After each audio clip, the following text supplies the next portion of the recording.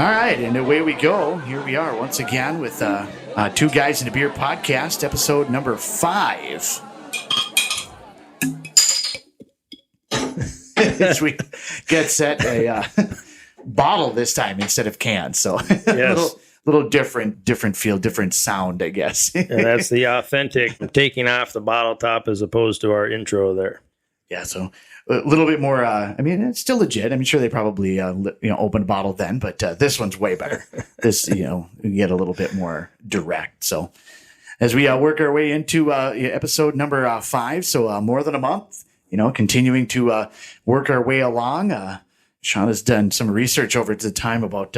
You said a lot of podcasts don't get all that far or don't get a lot of whatever it may be. Yeah, a lot of struggles. Yeah, no, they really don't. So most of the things I've been reading about podcasts, like new podcasters, when they start, 44% of them don't get past episode 3. And here we are at episode 5. So we're inching our way along, trucking right along. It's kind of amazing to me. I mean, and I run into this, I think we both kind of run into the same kind of thing where not necessarily a part of it is a time commitment, but also just having the time availability. You know what I mean? We work opposite shifts, and the way that days off work together, sometimes it's only one day a week, really. And sometimes even that day doesn't even work. So, I mean, I guess you could see as long as you can stick with it, it's challenging to do, I suppose. Yeah, it is tough from a time commitment. Like you said, both working full-time jobs, opposite shifts. The amount of time it takes to do a podcast, for those of you out there don't know, it really is more than you think. We're just doing this as a hobby. For fun. We're trying to do it right to hopefully it sounds professional and people take on to liking and listening to it. We're trying to improve on it. Any feedback people have, we're trying to change some things. But it really is a lot of work doing a podcast. You wouldn't seem to think so, but it really is. And Sean, I appreciate you doing most of that work. I mostly just show up and babble along. It's about my level of involvement lately. Well, life happens. We all have stuff going on, especially when you're married. So absolutely. Happy wife, happy life, right? Right. Yeah. We'll maybe get into that a little bit later. See if we got some more topics on that. We talked in one of the previous episodes about driving and road trips with that. So I have to go back and listen to that segment at some point in time. So. Two Guys in a Beer podcast. Once again, you can find us on all the different platforms. Like, share, subscribe, tell all your friends and everything like that. As we move into episode number 5, we move our way into a new month. We said we made it more than a month. Now we're into October. So we thought it'd be kind of, I think apropos is the right word for that, to maybe delve into the world of Octoberfest beers. Yeah, Octoberfest is a pretty huge thing, so we thought we would bring you guys some different Octoberfest beer. I don't know if you're on social media a lot, people out there listening, but there is brew fests all over the place. In our state of Minnesota, I've seen them in Michigan, Wisconsin, Iowa, the Dakotas. They're everywhere in October. A lot of local breweries show up, craft breweries show up. Oktoberfest is a big thing. And as I was thinking about it, I'm like, I don't know a ton about Oktoberfest or the history of it. So I figured on our next episode, you guys will have to tune in and we'll share some facts on the actual origins of Oktoberfest, why it happened, how it started, and things like that. So we'll get going on some of that in the next episode. This one will be focusing on Bell's Oktoberfest. And I think when you had mentioned that this is the one we were going to do, my first thought was, I've had some Bell's. You would ask me if I had had it, and I've had Bell's, but I've had the Bell's Two-Hearted Ale, but I have not ventured too far outside of that. I do enjoy that beer, but excited to try this and learn more about the history of Bell's. And Bell's, it's actually a pretty big company for a craft brewing company. They sell beer. They're from Michigan, so they were founded in Kalamazoo, Michigan. That's where it was founded. Kalamazoo. As they expanded over the years, that's just fun to say, Kalamazoo. Mm-hmm. I don't know. I think I'd like to go to Kalamazoo. Just if nothing else, say that name. Yeah, absolutely. As they've expanded over the years, most of their brewing now is done in Comstock, Michigan, where this Oktoberfest is brewed that we'll talk about here. But as I was talking, Bell's, it's all over the place. They sell beer in Texas, Louisiana, Minnesota, Missouri, anyway from Michigan all the way down to Texas, that whole way there. A little bit on the West Coast. For a small local craft brewer, they really have beer all over the country. They've won awards nationally, locally, regionally. they're just kind of all over the place for a local craft brewer. One of the first to kind of get that type of recognition. Be a lot of fun to be able to go check out something like that. I mean, even beyond the Kalamazoo, but be able to go and check out kind of a place like Bell's with that type of distributorship. It's kind of a cool thing to be able to be that big, but still remain kind of local. I mean, we see it a little bit here in Minnesota with like a Surly. I think is probably one of the bigger ones, that will distribute pretty heavy, but it's kind of fun to be able to see some of those. Yeah, and for being a craft brewer to be that big, and they kind of keep it at a local craft brewery. That's the type of beer they make is craft beer. They don't really have like a Miller Lite or a Bud Light. They don't have like that signature basic lager. Everything they brew is craft brews, and they have such a lineup. I can't even tell you all the beers that they do. They have a ton of seasonal beers. They change new beers all the time, add new beers, take new beers away. And of course, Octoberfest is a seasonal beer for every brewery. It just comes out for Octoberfest, but they have such a lineup of beer. It's pretty impressive. Yeah, it's nice to have good to have a little variety, but a lot of local craft beers. If you breweries, I should say, you go there, you'd be able to try just a multitude of them. I remember years ago talking to a friend about kind of trying to explain how craft beer in a way works, because their mindset was, well, I like Coors Light. I'm like, okay, well, I don't like, we'll say, I don't remember what it was, but we'll see. We use Surly as an example. And he's like, well, what kind of beer is Surly? It's like, well, they got a couple of different ones. And they're like, well, it's not just Surly. Because they're in that mindset of it's one, you know what I mean? It's either Coors. And I'm like, well, it's kind of like Coors Banquet as opposed to Coors Light. It's like, no, it's a different beer. Well, sort of, but it's the same. So it was kind of an explaining, but again, this was years ago, before like the really big time craft beer scene had kind of split out there. But that's one of the funnest things about breweries now is go and try a flight. The likelihood of finding one, you'll probably find something you like. You'll find something you like on the flight for sure. And you bring up tasting flights. That's probably one of my favorite things about visiting in different breweries is trying the flights and the different things. And usually I find more than one I like, but the amount of flavors and stuff that breweries can make one system to have those flights, usually you get 5 or 6 beers on a flight. Mm-hmm. And a lot of breweries you go to, you can get 2, maybe 3 different flights of different beer. Yeah. It's just crazy like what they can do. And some taste like peach, some taste like cherry, some are coffee, some are peanut butter. It's pretty crazy. Yeah, it's kind of all over the board. And we'll have to try to see if he's listening. This is a kind of semi-closed circuit, very open circuit. I don't know why people say closed circuit, but directly commenting to him.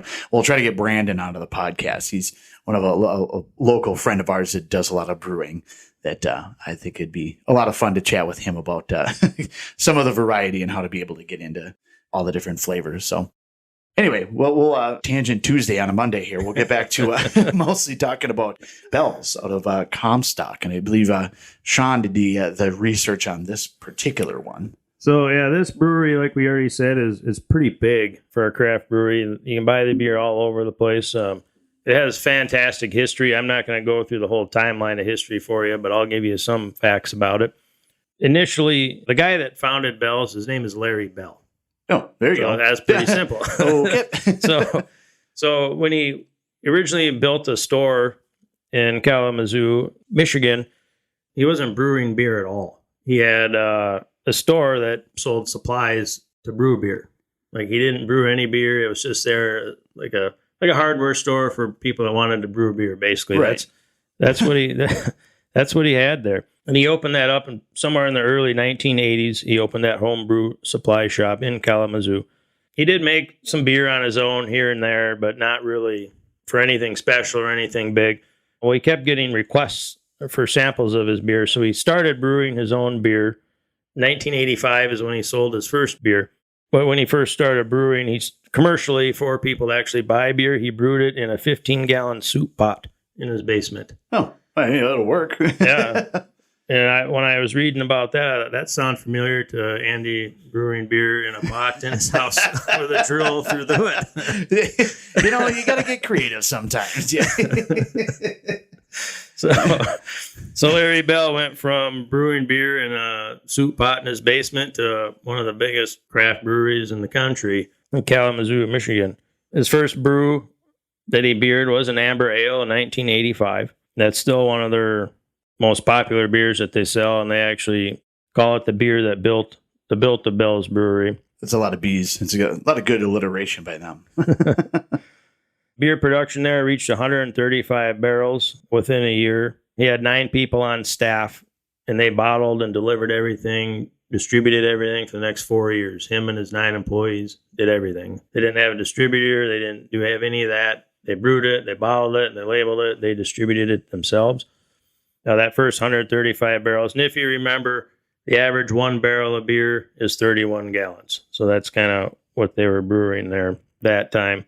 1987, they brewed their first porter. 1988, they brewed their first Kalamazoo stout. And again, when we're talking craft brewery, this brewery brews everything. Stouts, ales, lagers, Octoberfest, anything, they brew it all there. In 1988, I thought this one was interesting. They brewed a cherry stout in 88. You know, when you think of craft breweries and beer and goofy flavors like cherry beer and orange beer, to us, it seemed like 10 years ago, they really didn't exist. You know, It wasn't mainstream. You know, absolutely. Now, we already talked about it before, but now you can go to breweries everywhere. So in 88, they were already brewing a cherry stout, and they used cherries from Traverse City, Michigan. Okay. Which, of course, if people know a lot about Michigan, they grow a ton of cherries in Michigan. Yeah. So he locally sourced all their own products. And trying to think, years ago when I was in high school, I want to say there was like a band trip or something to a cherry festival. I don't remember what city it was, but that was their whole thing. The whole town deal and the parade and all the stuff was like the cherry festival. So I didn't know that was a widespread thing. But when you learn things when you're like 14 years old, you know, it's different context in your mind. What it is. One of the times when I rode my motorcycle around Lake Michigan, I went through Traverse City during Cherry Festival weekend. There we go. Massive amounts of people there. Continuing on with Bell's, in 1988, they brewed their first double cream stout. 1993, they opened up their first eccentric cafe where you could actually go try a beer right at the brewery, eat some food and stuff. And actually, what's interesting about that was Larry, he had to work with the Michigan legislator to change state law regarding breweries so they could sell their own brew in the tap room attached to the brewery with food.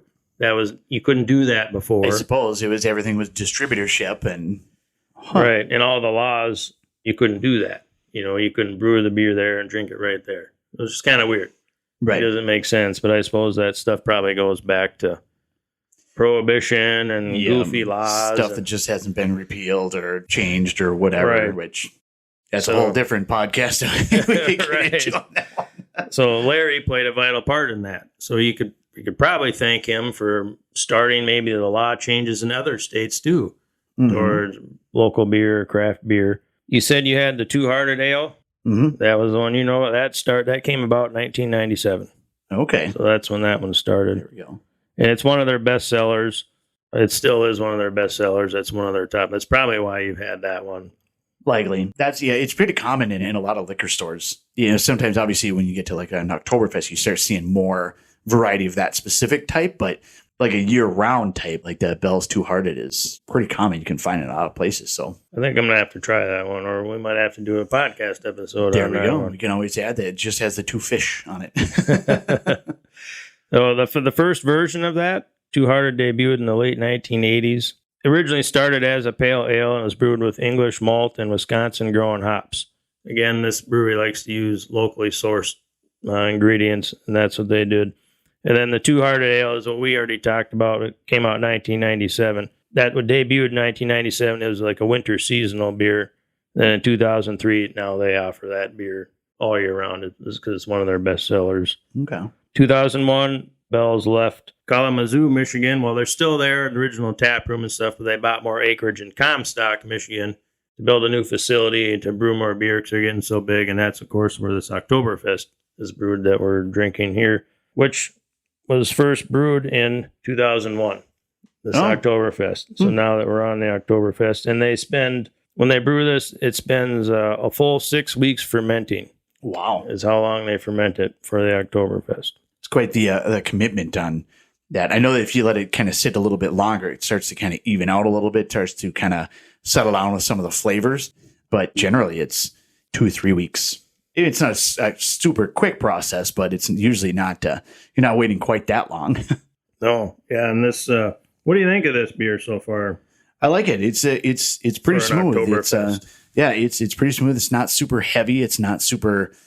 I don't say like not super dark, but it's not super thick. I guess in a way, it's still kind of light. But It goes it's down still, kind of light and easy for an Oktoberfest. Yeah, You know, Oktoberfests are interesting because every brewery makes them. Some are really good. Some are kind of skunky, in my opinion. But this one actually goes down pretty light and it's pretty enjoyable. Definitely has that very distinct. Don't know how to explain it. Almost caramely type of the very distinct Oktoberfest type of flavor that comes to it. It's almost molasses-ish. Molasses, kind of like that. Kind of malty. It definitely still has that type of flavor to it. Yeah. But yeah, it's not overpowering, but it's also not bland for sure. It's not. So I don't want to come across as saying it's too bland, but it's definitely not overpowering and really in your face. No, it's definitely not. Back in 2008, so the Bell's Brewery, they shipped out more than 100,000 barrels of beer. So that was a new milestone for them. So like I keep saying, it's a local craft brewery, but it's big time local craft brewery. And they stick on there with the craft beers. It's nothing, no basic normal beers come out of this place. And even going on that, in 2012, they shipped out 200,000 barrels in a year. So they continue to grow and grow and grow and grow. In 2018, they still grow. They bought 12 additional 800 barrel fermenters. They installed those in 2018. 12 additional 800 barrel each fermenters. Just in my mind, it keeps coming back to like water sourcing. You can just get a well or whatever, but it amazes me like the amount of water you would go through for this, Yeah, that's got to be a lot. When they installed all those, they included more things in that. They included a yeast propagation system upgrades, 2 pilot brew systems, and a specialty packaging line installation in 2018. Okay. I suppose at that level, you kind of got to have some additional equipment to be able to make everything work, be able to get it out there to the masses. Right, especially at the scale they're producing it at. Also in that year, 2018, they had its first publication in the Journal of the American Society of Brewing Chemists, the ASBC. There it is. Never heard of that, but it sounds pretty cool. Yeah. Like, I wish I was a brewery chemist. Brandon is a brewery chemist. Yeah, no doubt. I'm pretty sure I passed chemistry in high school, but I did not have the brewery in mind at the time. I probably should have spent more time with that. Going back to this beer, Oktoberfest, it's got an ABV rating of 5.5%, so it's not too bad for a craft beer. It's not going to knock your socks off or anything. Like we talked about, a little bit lighter. Lightly toasted malt, that's kind of how I feel that it tastes for the most part. It's pretty good Oktoberfest.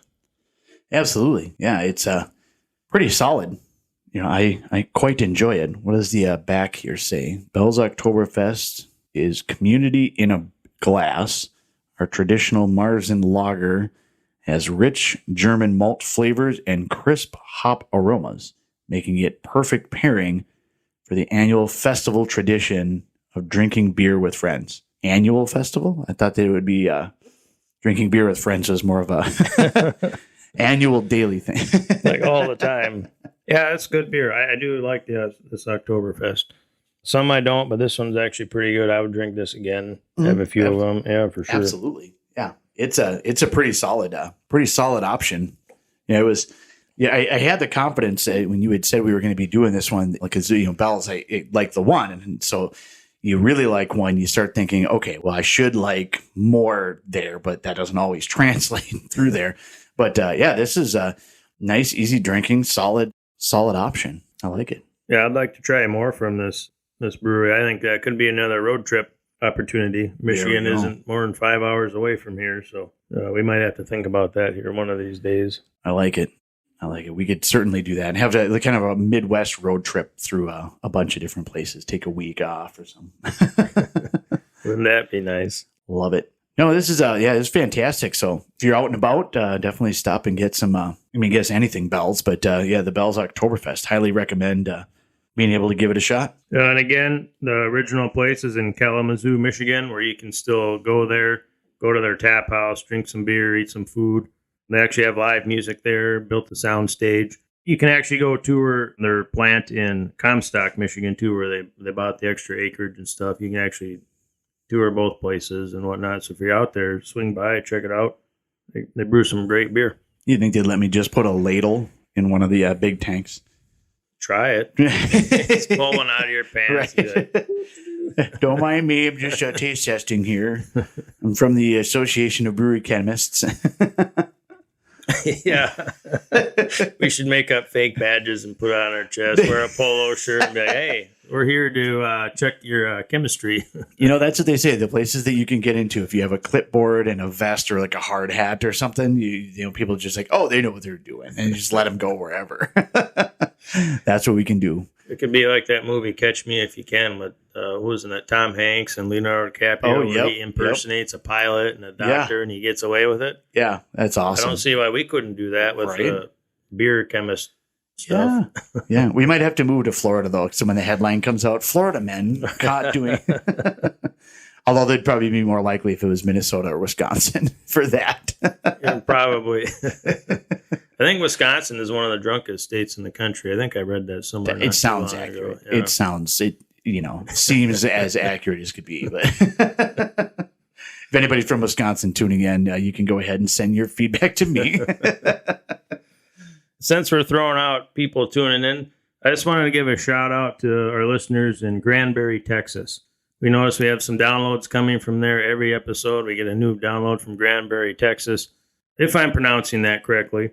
I appreciate you guys listening. If there's any local beer down there that we can't get up here and you want to ship it up to us somehow, absolutely, get a hold of us on one of our social medias or email us, 2guysinbeer@gmail.com, and we'll send you like a hat or something like that for sending us beer. If you want to, of course. You don't have to, but absolutely. Yeah, that'd be fantastic. Real cool. Be able to try something local. I just want to give a shout out to you guys. I know you guys keep downloading our episode every time it comes out, so we appreciate that.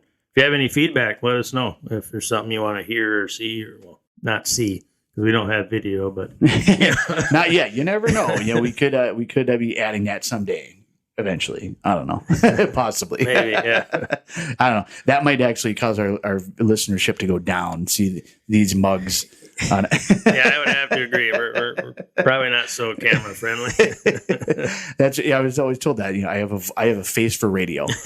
So.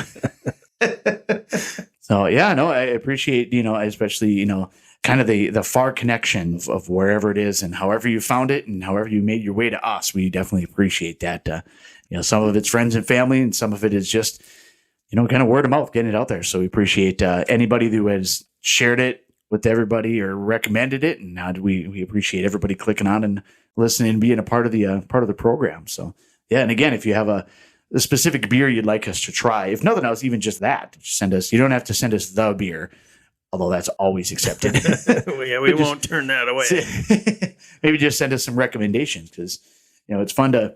If nothing else, probably one of the funnest things is just researching like the background, just getting the idea of like where it comes from. Obviously, it's the best is probably the drinking of the beer. That is the best, yeah. But being able to kind of do the research and learn some different stuff and just get the background and how many of them. Some of them have like starting. I was reading about one that we might do here in the next month or so that they started. A little bit of preview.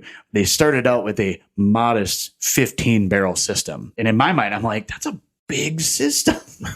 That's what you're starting out with. You think of different places like Castle Danger up in Two Harbors, started with, it was like a guy in his shack. And then Bell's, starting with like a stock pot. Right. Yeah. And we're not starting out, with these massive systems. I think that Brandon's probably said the same thing. He starts out, it's kind of like a stock pot and a turkey fryer type of setup or whatever in his driveway. And, the stuff that he makes is amazing. It doesn't have to be a massive system and it has to be able to distribute it. But it's kind of crazy, the different levels of where people start and kind of the development of where it goes. How it goes. And you brought up Castle Danger up in Two Harbors. They helped get the Minnesota law changed because they were selling so much beer they couldn't sell any more of it out of the tap house. They could sell it off the tap, like if you were to go there, but they couldn't can beer anymore and sell it to you because they outsold what the Minnesota state law allowed. Yeah. So there was, I'm trying to remember if it was 5 or 6 breweries that ended up, they started it, but they were part of, there was a handful of them that the new growler law or whatever it was. Right. Yeah. Which, if you've seen my pic, I have like a giant growler collection that I enjoy collecting the growlers. People have given them to me over time as well, but mostly I'm like, I want to go get it. I mean, I like to be able to collect it, but I want to have the experience of being there. Go drink. How many do you have on your wall on there? I think I have. At one point in time, I took them all down because I had to, clean them, and we were like painting the dining room or something like that or whatever. And at that time, I think I had 99 bottles of beer on the wall. But I think I'd probably be up to about 115-ish now. Nice. I finished the shelf goes all four, a little jut out around one corner or whatever, but like all four walls, like all the way around now. So it's not quite full yet. But the shelf is all the way around. I don't know what I'm going to do when I run out of shelf space, but I'll have to start lining another room or something. Did you and Amanda sing the song when you were taking them down and cleaning them? We didn't. When I had them down and I had them all laid out or whatever, it was actually, we didn't even count them. But a friend of ours, he happened to be he came to pick us up for something or whatever, and he was looking at that, and he was like, holy crap, you got so many bottles. You ever counted them? I'm like, no, I have no idea or whatever. And so we counted them up, and he's like, you got 99 bottles of beer. So it was just a tremendous amount of random irony that popped up on that one. So true story too. So I'm not making it up here. But yeah, no, it was a lot of fun being able to collect there are a handful of them up there that I personally have not been to, but Amanda's been. So it kind of works, right? I've had the beer, but I just wasn't there. I'll still go. Don't worry, I'll make it there.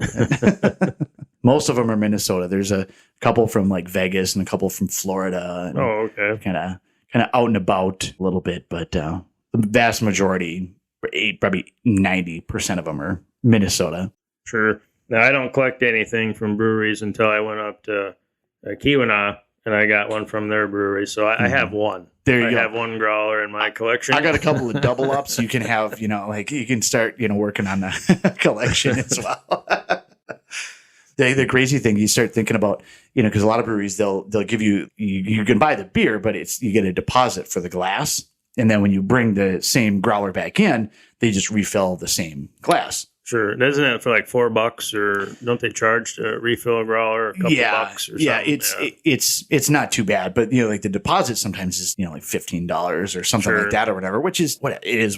You get the thing and you buy it and move on.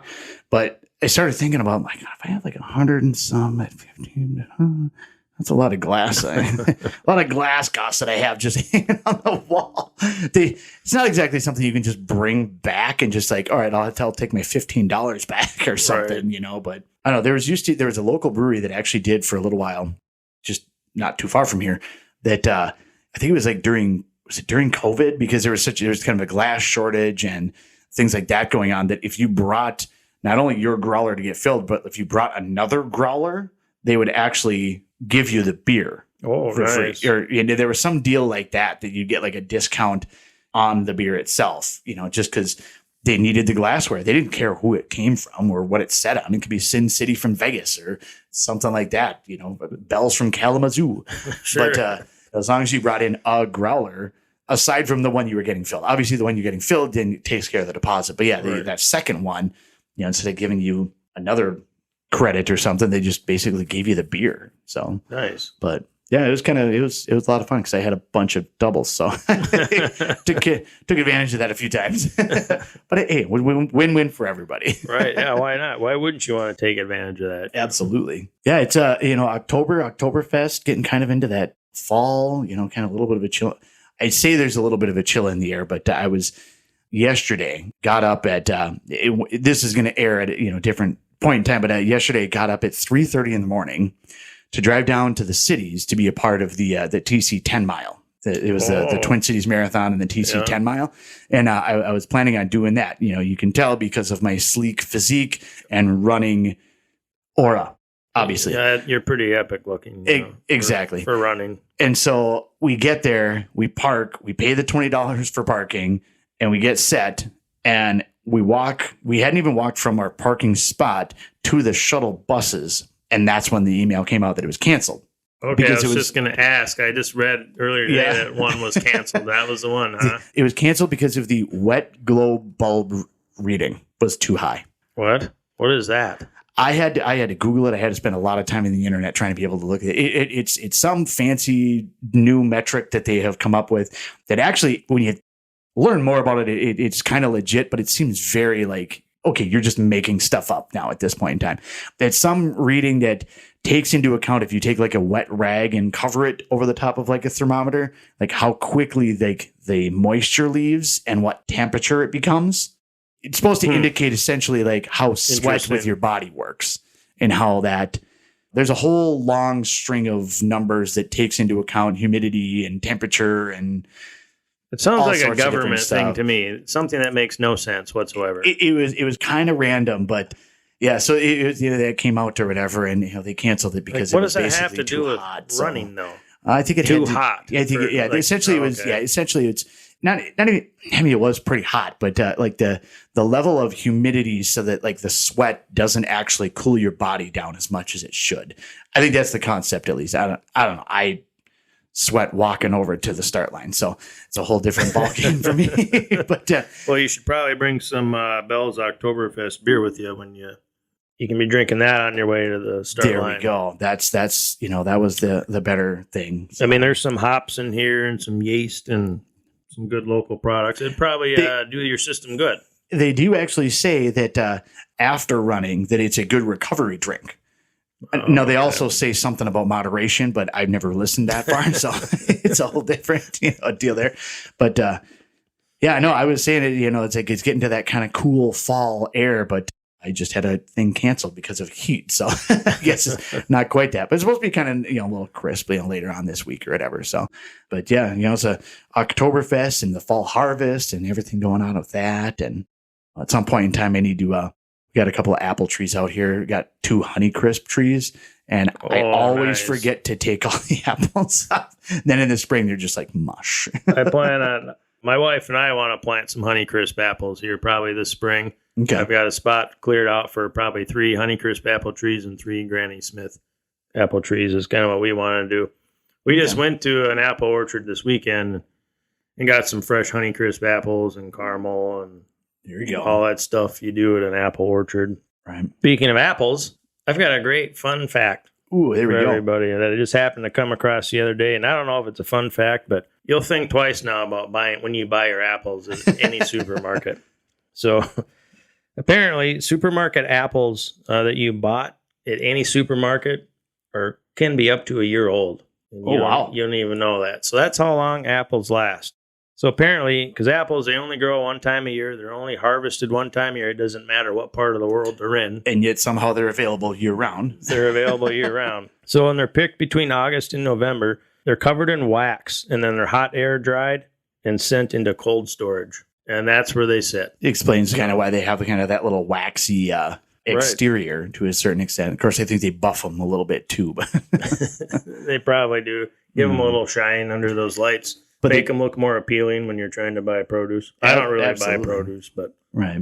I like produce. I don't know. It depends on the apples, but I like some apples. But they're definitely in a store different than like the ones that I have grown out here. They're much different. I mean, they taste similar-ish, I guess. But these they just look a little bit different. Have you ever bought apples from a grocery store and they're kind of maybe a little mushy? Kind of. I mean, they're still hard and crisp, but they're not like buying or picking one off your tree. Yep. Those must be the old ones. Maybe. You gotta have that right crunch, where you bite it and it comes off in like a big hunk. That's primo. But when it's a little kind of like, I usually just throw that away immediately. I'm like, nope, I'm over this. I want nothing to do with them. Apples are good, especially when you dip them in caramel. Mm-hmm. I like that, like fresh caramel in the tub, and you just slice up an apple and just scoop it up and just get a big chunk of that caramel. Just spoon that in. It kind of almost defeats the purpose of eating an apple, but I don't care. It's so good. It's a healthy spoon, is what it is. That's at least what I'm going to go with. I don't know. A healthy spoon. I'll go with that. Yeah. Fair. At least that's, I don't know. I try to find the healthy stuff. I mean, not that often, but I like to say that I find the healthy stuff makes me feel better about, about everything. So what we eat. Yeah. Yeah. So we talked before, we kind of alluded a little bit earlier in the episode about the driving discussion that we had previously, yes. But you had another thing you wanted to address or bring up or discuss with our audience. Yes. I want to know how many people resonate with this with their wives or their long-term girlfriends or whatever it is. I just choose marriage because I'm married and Andy's married, so it's just easier to talk about that way. But marriage, this is what marriage is. Marriage is, think about this, times that you've done it. You come home, you sit on the couch, you crack the recliner, put your feet up. Oh, there goes my phone dropping on the ground. At least it wasn't the beer. Yeah, no, save the beer. But you go in, you and your wife talk, oh yeah, honey, let's watch a movie, let's watch a TV show, or even if you don't agree on watching a show, and she's like, yeah, go ahead, watch sports. You're like, yes, I can watch sports. Mm-hmm. Sit in there within 10 minutes, even if it's a movie you picked out together or a show she wants to watch and she picked out, and you're like, okay, dear, whatever you want, I'll watch what you want. Being a good husband, watch what you want, we'll watch. Within 10 minutes, they're on their phone, flinging through social media, watching clips of shorts and little videos and all those little TikToks. Ridiculous reels from two guys in a beer. Yes, on max volume. Max volume. So, of course, when this happens, I turn my head real slowly to the right because she's always sitting to my right and stare at her. And then she turns her head very slowly to the left and looks at me at the corner of her eye and slowly pulls her phone down and puts it away. I'm like, really, babe? Really? She's like, what? What? Like, I thought we wanted to watch this. Well, I'm listening. Mm-hmm. Okay, but that's not watching. I used to have a few coworkers that were kind of like that. Like it was kind of, we start watching a movie at work or something like that. Just, it's a type of job where you can like watch a movie or something while you're waiting for something else to happen. And you start watching something and you're like, all right, well, I have to hit pause because I now have to recap what the last 15 minutes was to be able to explain what's going on. So, does your wife do that? Does she fling through a social little media, bit, watch some videos? A little bit, but on max volume. It's usually, I mean, there's maybe a little bit of volume sometimes, but usually not like max volume necessarily. But for her, it's generally she doesn't watch like a lot of TV. She'll put on one of the remodeling shows and then just not pay attention to that. So it's, whenever like we're watching TV at the same time, generally it's a little bit later in the night, she's already got her running and we've had dinner and whatnot. And so I'm watching whatever I'm going to watch and she is sitting on the recliner asleep. Oh, that's usually what she falls asleep quite a bit earlier than I do. I'm more of a night owl and I try to wake up early in the morning, but then it's all right. Well, no, I'm going to just watch TV until about 11 or so, and like 8 o'clock, she's like, okay, sounds good. Yeah, watch whatever. Which is fine. I kind of judge a little bit, but I'm not really judging, I mean, she gets up a lot earlier than I do, so it kind of makes sense. But yeah, as far as like actually watching TV, sometimes we'll watch a movie and we'll kind of actually focus in on that or whatever. But if it's like TV shows or episodes of something, because I try to like save an episode. I'm like, I think this would be a show that you'd like, and we could watch it together. That could be a thing, and we'd watch like a couple episodes, and then she'd be just dialed out, or sleep through half of it. And she's like, I don't really care. Just go ahead and watch whatever. Okay, yeah. I guess we're not going to watch the rest of that. Yeah, that's funny you say that. There's not a lot of watching much TV. It's on in the background. Mm. Yeah, it exists within the world. Pretty much. Yeah, it's interesting how that's kind of taken that medium these days. And before, remember, you'd get home, turn on the TV right away, and you're just glued to it to watch everything. Now there's so much stuff to watch. It's probably why it's just background noise now. Yeah. It does not the same kind of effect, at least for me. Right, and 20-second videos with your partner on the couch on max volume. Right. That's what it's turned into now. I love my wife so much, but let me tell you this thing too about my wife as we're carrying on here. I don't think that she's subscribed yet, so I think we're good. I think we're in the clear. Everybody else out there, be cool. Everybody be cool. So let's see. I wonder how many other halves do this. So it can be, probably the last couple of years now. It'd be 95, 100 degrees out. I've got the fan on in the house. The windows boarded up. Well, not boarded up, but they're closed up. The air conditioner's running, or our geothermal system's running. She turns the fan off because she's cold. It's 95 degrees outside, 80% humidity, and you turn the fan off. Won't take long to warm up. No, because she's cold and she's got a blanket on. And another reason she doesn't want the fan on is because it's drying out her eye sockets. So she turns the fan off. I'm like, well, it's the middle of the summer and I'm sweating my you-know-what off. Right. Like, it's 95 degrees out. And now, this is new. This past couple weeks, well, probably 2 weeks ago, it was around a high of 50 in Minnesota here for about a week. She opens the window and turns the fan on because she's hot. I mean, it's a whole circular thing. Right. It's, the essence of the flow and I don't know, I'm making stuff. I don't get it. Like, she literally took the comforter off our bed and we're covered up with a sheet with the window open and it's 50 degrees out and the fan is on. And I am shivering and shaking like I just went down with the Titanic in 32-degree water. And she's like, oh, it's so hot in here. I don't understand. Maybe she needs a new thermostat. Is that the regulator is the shift-em-a-flu got stuck.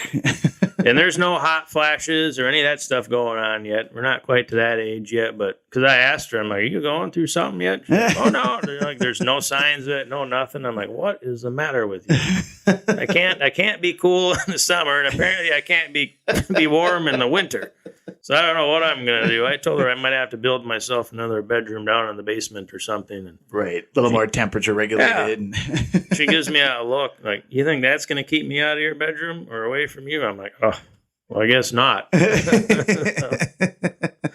that's kind of my rant about marriage and ladies. And, if there's any app developers out there, you might as well start the app because I'm giving you some good material, good things to add to this app these last couple episodes. So. There you go. Yep. Yeah. So if you're looking for one or if you got something in development, definitely reach out to us. The how-to guide on the female species. Yeah. What could go wrong? $3.99 to download. Yep. Exactly. That's my plug-in there. Love it. So that was episode 5 with Bell's Beer and many more things. But Bell's Beer. We talked a little bit about some of the upcoming episodes, and I think next we're going to be looking at Shell's Octoberfest. Oh, nice. Shell's Octoberfest. So if you have an opportunity to be able to head out, maybe find yourself they have it in bottles. I went actually to the one kind of locally. They had it in bottles and in cans. So I went back and forth on which one I wanted. I opted for cans, but it's bottles are, I don't know. I sometimes prefer bottles, but to each their own. They're different. I think it was more the sound effect. I think was sure. But really I prefer the bottle generally. But either way, you can usually find both. But so we'll talk a little Shell's history if you want to get a 6-pack or a 12-pack of Shell's Octoberfest and join us on a future episode. That'd be quite fantastic. But until then, Sean, if you have anything else to add, otherwise we can be found on all major podcast platforms. I actually was kind of checking it out a little bit just on Spotify the other day, just to kind of look through some stuff just to see what's out there and see how it comes up on the other end. So that way I see what the listeners are seeing too, just to check it out. But yeah, Facebook, Instagram, Twitter, YouTube, Rumble. Still haven't quite figured out what that is, but it's a thing. It's out there, and people do stuff. I'm not up on that. But otherwise, reach out to us on one of the platforms. Give us some feedback, give us some ideas. A beer that you may be looking for, or just some ideas if you're an app developer looking for a how-to on women. And you're looking for Sean's insight. I'm full of insight. Be able to check that out. Otherwise, you can email us at 2guysnbeer. That's 2guysnbeer@gmail.com. Option to be able to reach out for us as well. If you want some more history on the Bell's Brewery that we talked about today, go to bellsbrewery.com. We're not getting paid for this plug-in or anything like that, but there's so much history on that website. We weren't able to share it all with you. Go check it out, and that's really about it. God bless everybody. Thanks for listening. We'll see you next time.